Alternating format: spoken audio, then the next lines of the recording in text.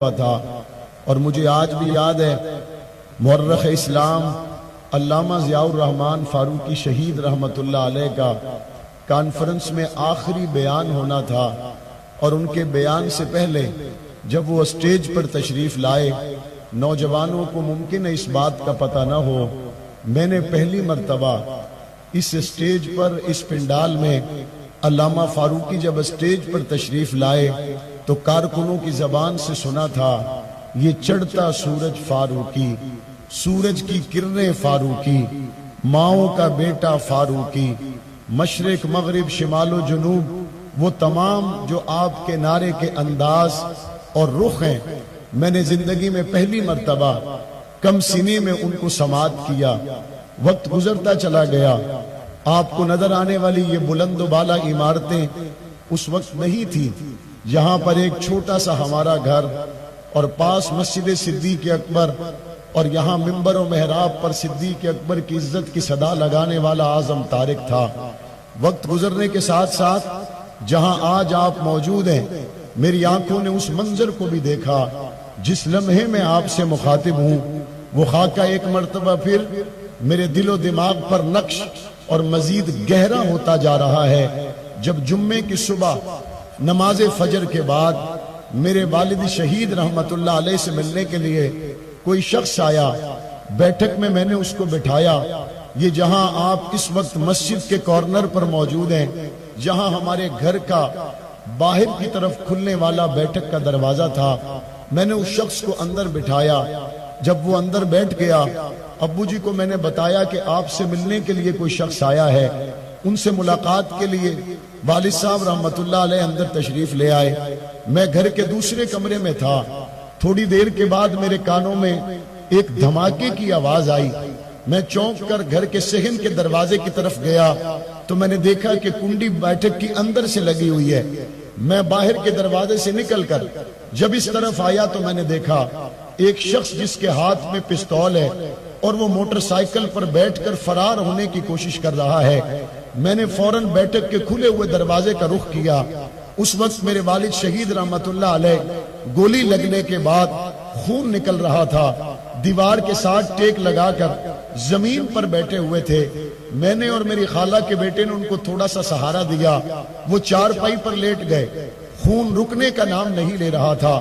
تھوڑی ہی دیر میں یہاں سامنے فلیٹس کے نیچے بیٹھے ہوئے کچھ صحافی اخبار فروش آئے، اور تھوڑی ہی دیر میں انجینئر الیاس زبیر آئے، اور انہوں نے ان کو ٹیکسی میں ڈالا اور عباسی شہید ہاسپٹل کی طرف گاڑی دوڑنے لگی۔ میرے انکل یہاں اسی محلہ میں رہتے تھے۔ جب شام کو ہم ان سے ملے، انہوں نے ہمیں بتایا کہ راستے میں مولانا اعظم طارق کو ہوش آیا۔ ہوش آنے پر ہم نے ان کو کہا کہ آپ کو گولی لگ چکی ہے، اور ہماری حالت یہ تھی کہ ہم رو رہے تھے، ہماری آنکھوں سے آنسو جاری تھے۔ مولانا اعظم طارق نے اس لمحے کہا آپ روئیں نہ، کیونکہ یہ تو ایک جان ہے، صدیق اکبر کی محبت کے لیے ایسی کئی جانیں قربان کی جا سکتی ہیں۔ اس لمحے انہوں نے جو بات کی تو صدیق اکبر کی فاروق اعظم کی۔ یہ وقت بھی گزرا، پھر میری آنکھوں کے سامنے وہ وقت بھی ہے جب یہاں ہماری ہی بیٹھک کے اندر بڑی تعداد میں اہل و سنت سے محبت کرنے والے کارکنان زخمی ہماری بیٹھک میں بیٹھے ہوئے تھے۔ کسی کے سر پہ پٹی بندھی ہوئی تھی، کسی کا بازو ٹوٹا ہوا تھا، اور کسی کے جسم سے خون رس رہا تھا۔ مجھے یاد ہے میں گھر کے دروازے کے اندر داخل ہوا تو میرے لیے وہ منظر بڑا عجیب و غریب تھا کہ وہ لوگ جو صبح صبح ایک جلوس کے لیے یہاں سے روانہ ہوئے بالکل صحیح سلامت تھے، یہ شام مغرب کی اذان کے وقت ایسا کیا ہوا کہ کسی کے بازو پہ زخم ہے، کسی کے سر پہ زخم ہے، کسی کے پاؤں پہ زخم ہے، اور اس وقت پٹیاں باندھی جا رہی ہیں۔ ڈاکٹرز کو بلا کے ان ساتھیوں کا علاج کروایا جا رہا ہے، اور ان کے علاج کے ساتھ ساتھ برابر والد صاحب رحمت اللہ علیہ ان کو حوصلہ اور ہمت دینے میں مشغول ہیں، اور ان کو یہ بتلا رہے ہیں کہ یہ جو زخم آئے ہیں یہ ذات کے لیے نہیں، نبی کے گھرانے کے لیے آئے ہیں، یہ ذات کے لیے نہیں، پاک پیغمبر کے یارانے کے لیے آئے ہیں۔ وہ وقت بھی گزرا، پھر وہ وقت بھی مجھے یاد ہے جب میری والدہ نے گھر کے اندر یہ جو جھنڈا آج پنڈال میں لہرا رہا ہے اس کو خود سلائی کیا. بڑا جھنڈا سلائی کرنے کے بعد ناگن چرنگی کے اس چوک کے اندر ہم نے پرچم کشائی کی. مجھے وہ وقت بھی یاد ہے جب صبح صبح اس مرکز کے اندر بڑی تعداد میں لوگ غم میں بیٹھے ہوئے تھے اور پتہ چلا کہ یہاں ہمارے ایک ساتھی جن کا نام نوید تھا ان کے والد شہید کر دیے گئے. جب صبح صبح وہ اپنی فیکٹری کی طرف جا رہے تھے کچھ ہی عرصے کے بعد پتا چلا کہ نوید بھائی کو بھی شہید کر دیا گیا.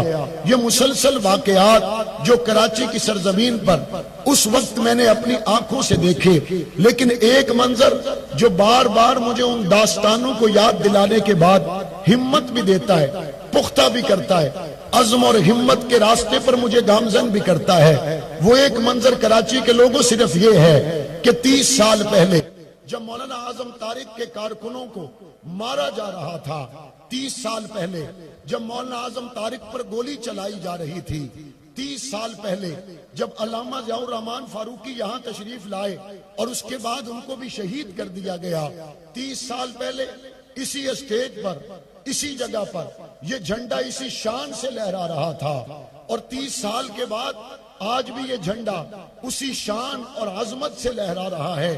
یہ جھنڈا لہراتا ہے ہوا کے بلبوتے پر نہیں بلکہ شہداء کے خون کے بلبوتے پر لہراتا ہے. آپ کے لیے ممکن ہے یہ بات صرف اس حد تک ہو کہ پرچم جلسے میں لہرا دیا گیا، لیکن دشمن اس بات کو جانتا ہے اس پرچم کو سرنگو کرنے کے لیے، اس نعرے کو سرنگو کرنے کے لیے، اس عزم اور ہمت کو سرنگو کرنے کے لیے اس نے کوئی ایک گولی تو نہیں چلائی، اس نے کوئی ایک جگہ پہ وار تو نہیں کیا، اس نے کسی ایک کو تو قبر کے پاتال میں نہیں اتارا، اس نے کسی ایک جگہ پر گولی تو نہیں چلائی.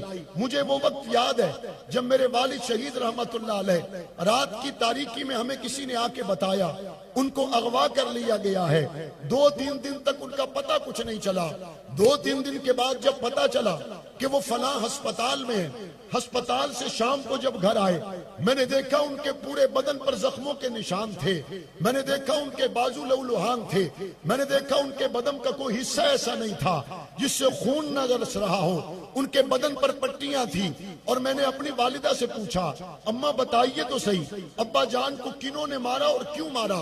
جواب مجھے صرف اتنا ملا کہ صحابہ کی ناموس کی بات کرنے کی وجہ سے گستاخان صحابہ نے رات کو انہیں اغوا کیا، تشدد کا نشانہ بنایا. اگلا دن جمعہ کا دن تھا، میرے ذہن میں بھی یہ بات تھی کہ میرے والد ہمیشہ منبر پہ بیٹھتے ہیں، عظمت صحابہ بیان کرتے ہیں. آج پھر جمعے کا روز ہے، والد صاحب کے جسم سے خون نکل رہا ہے، بدن پر زخموں کے نشان ہیں اور ہر طرف پٹیاں کر دی گئی ہیں، بدن سوجا ہوا ہے. کیا آج جمعے کے دن بھی وہی انداز ہوگا یا نہیں ہوگا؟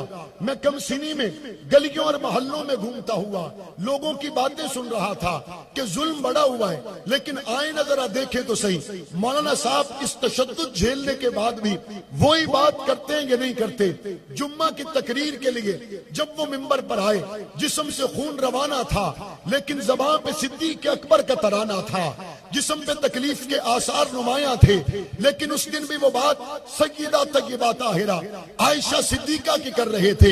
اس کے بعد کے حالات کراچی کی قیادت جانتی ہے، یقیناً بعد میں بہت قیامتیں گری، یقیناً بعد میں بہت ظلم آئے، یقیناً بعد میں جنازے 1 2 3 4 نہیں مسلسل گرے، سینکڑوں اور ہزاروں کی تعداد میں گرے، لیکن اللہ کا شکر ہے یہ کالی اور سفید پٹیاں طیبہ طاہرہ حضرت عائشہ صدیقہ کے دوپٹے کا رنگ ہے، اور اس کے نیچے نظر آنے والا لال رنگ یہ شہداء کے خون کا رنگ ہے.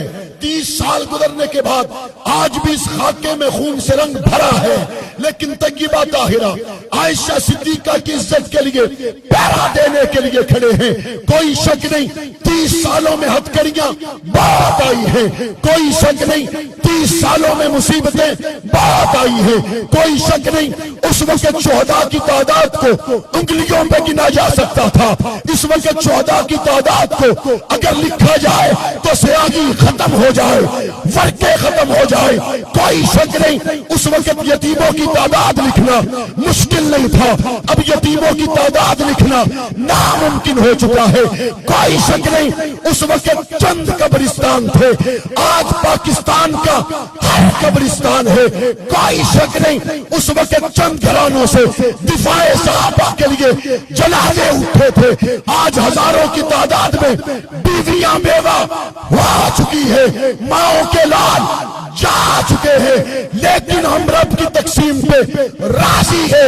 بیٹھا ہوا مجمع آج بھی یہ حق کرتا ہے، پہلی صف سے لے کر آخری صف تک ہر شخص کی گردن پہ تلوار چلا دی جائے، پرواہ کوئی نہیں، جب تک جان میں جان ہے۔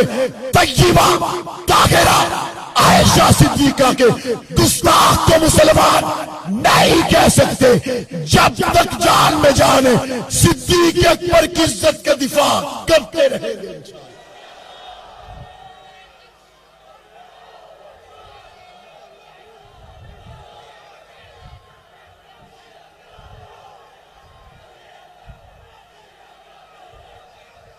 یہ کوئی حادثاتی پروگرام نہیں، یہ کوئی حادثاتی جماعت نہیں، اس کے پیچھے قربانیاں ہوئی ہیں۔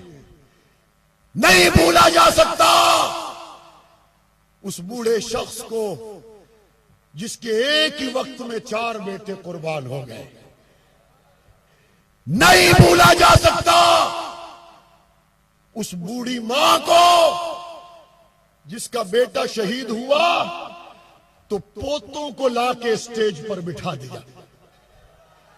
نہیں بھولا جا سکتا ان بہنوں کو جنہوں نے بھائی کا جنازہ گھر آنے پر سر میں خاک نہیں ڈالی، بھائی کے چہرے پہ پھول ڈالے۔ انکار کرنے والے انکار مختلف رنگوں سے کرتے ہیں۔ فرانس میں بیٹھا ہوا کافر اعتراض اس انداز سے بھی کرتا ہے کہ یہ بیمار ذہن کے لوگ ہیں جو اپنی ہستی بستی دنیا کو اندیکھے جہان کے لیے قربان کرنے پہ تل گئے۔ نہ ماننے والا کہتا ہے یہاں کی ساری خوشیوں کو نظر نہ آنے والے جہان کے لیے تم نے قربان کر دیا۔ یہ تو ایک نہ سمجھ آنے والا سودا ہے۔ اور مخالفت کرنے والا یہ بھی کہتا ہے تم نے ساری قربانی تو اس لیے دی میری قبر بن جائے، میری آخرت بن جائے، مجھے جنت مل جائے۔ نہ ماننے والا کہتا ہے آؤ ذرا قبرستان کا چکر لگائیں اور قبریں کھول کر دیکھیں کیا تمہاری قبر میں جنت کی کھڑکی ہے۔ آؤ ذرا دیکھیں کیا تمہاری قبریں جنت کے بالا خانوں میں تبدیل ہو چکی ہیں۔ آؤ ذرا دیکھیں کیا تمہاری قبروں کے اندر چاند کی چاندنی سے زیادہ نور آ چکا ہے۔ جب مسلمان وہاں پہنچتا ہے، پرانے قبرستان میں جاتا ہے اور دیکھتا کیا ہے، شہید کی قبر، دین پر چلنے والے کی قبر کے اندر سے بھی کوئی ایسا نور نہیں نکلتا، جنت کی کھڑکی نہیں نکلتی۔ نہ ماننے والے کی قبر بھی کوئی ایسا جہنم کا گڑھا بنا ہوا نہیں ہے۔ تو فرانس میں بیٹھا ہوا لادین پتہ ہے کیا کہتا ہے؟ کہتا ہے تم مسلمانوں کی مت ماری گئی، تمہاری عقل ماری گئی، نہ یہاں پہ جہنم کا گڑھا ہے، نہ وہاں جنت کا باغیچہ ہے۔ آنکھوں سے دیکھنے کے باوجود تم اندیکھے جہان پر اپنے بچے قربان کر رہے ہو، اندیکھے جہان پر سینے پہ گولی کھا رہے ہو۔ اس مشاہدے کے بعد مسلمان کہتا ہے تیری آنکھوں نے وہی دیکھا جو میری آنکھوں نے دیکھا، مشاہدہ تیرا بھی وہی ہے، مشاہدہ میرا بھی وہی ہے۔ لیکن جس بات کو آنکھ نہ دیکھ سکے، کمبلی والے محمد کے کہنے سے سچ مان لیا جائے، اسی کا نام ایمان۔ اسی کا نام کیا ہے؟ بلند آواز سے کیا نام ہے؟ آنکھوں سے نظر نہیں آئے لیکن کمبلی والے آقا نے فرما دیا ہمارا ایمان ہے۔ میں نے کہا آپ کون سے ترقی یافتہ، کون سے تہذیبی یافتہ کہتے ہم نے سائنسی فنون سے علوم سے اس بات کو جان لیا ہے کائنات خود بنی ہے خود چلی ہے خود ختم ہو جائے گی قیامت حساب و کتاب جنت اور جہنم کا کوئی چکر نہیں ہے یہ بیمار ذہنیت جو کئی سو سالوں سے چلی آ رہی ہے تم اس میں مبتلا ہو میں نے کہا ذرا بتاؤ تو صحیح جس کی تحقیق پر تم کھڑے ہو وہ سائنسدان کون ہے تو بتلانے والا بتلاتا ہے وہ بڑا پڑھا لکھا فلاں یونیورسٹی سے پی ایچ ڈی کرنے والا فلاں یونیورسٹی سے ڈگری لینے والا میں نے کہا اس کی زندگی کے